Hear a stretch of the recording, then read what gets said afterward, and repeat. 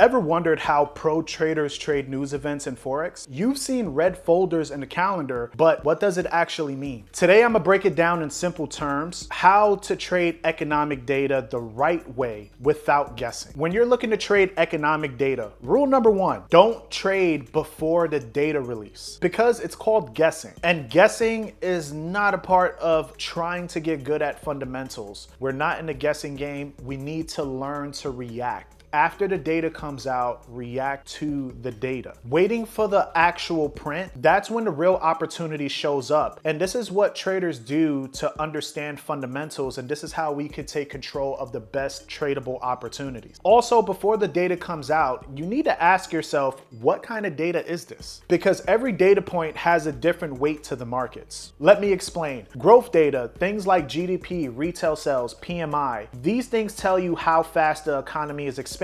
Inflation data like CPI, PPI, or core PCE, this affects interest rates and central bank decisions. Labor data like NFP, unemployment rate, this shows how healthy the job market is. And each one causes a different reaction, especially in Forex. Let's break this down even more simple with just two examples. If inflation comes in higher than expected, the markets might go, hey, yo, this is actually higher for interest rates. The Feds might increase interest rates with this higher inflation print. So what does that do? You will see the actual currency gain strength, but the equity markets will push lower, because that's going to give us a hawkish reaction. Now, if growth data is strong like GDP or retail sales, this usually means the economy is expanding. That is good for businesses. So you might see a stronger currency, but you also might see stronger equities as well. Why? Because good growth supports a currency, and then it also supports the stock market without triggering interest rates right away. But sometimes we have to pay attention to the central bank members because they may say labor data will impact inflation,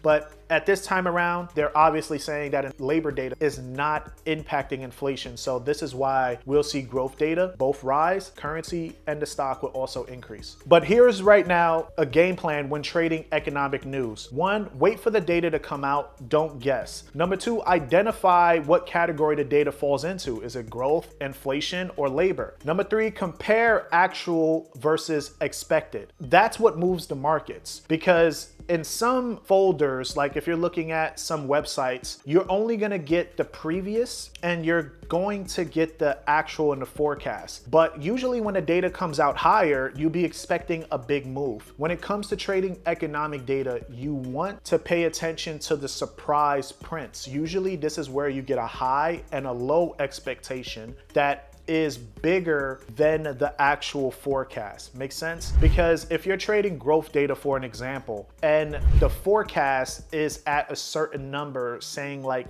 5%, and the previous is at 6%, but the high expectation is at an 8, and the low expectation is at a 3. If we break above the high or the low expectation, that's where you get the most aggressive moves in the markets for economic data. That's where our opportunities come in place. What you want to stay away from is if economic data remains the same. So if the forecast is at a 5 and the data actually comes out at a 5, this doesn't give us an edge. So if you have no edge, you can't identify a direction. This is where you stay away and don't take a trade. Now, number four, you need to interpret the reaction. If this actually causes higher interest rates, right? Is it a bullish move, or this is growth supportive, right? So this goes back, is this inflation data? If it's higher, what will this impact? Interest rates. If this is growth data, what will this impact? Growth. So this is how you could determine what currencies or the stock markets is going to move. Then lastly, you have to execute with confidence. This is very key. You have to believe in yourself and trust your skill set while you're trading economic data. I get a lot of comments about the moves are so fast when the data comes out. This is because you're not used to trading it. It takes time because you're used to entering trades when there's no reasons in the markets. Now you're entering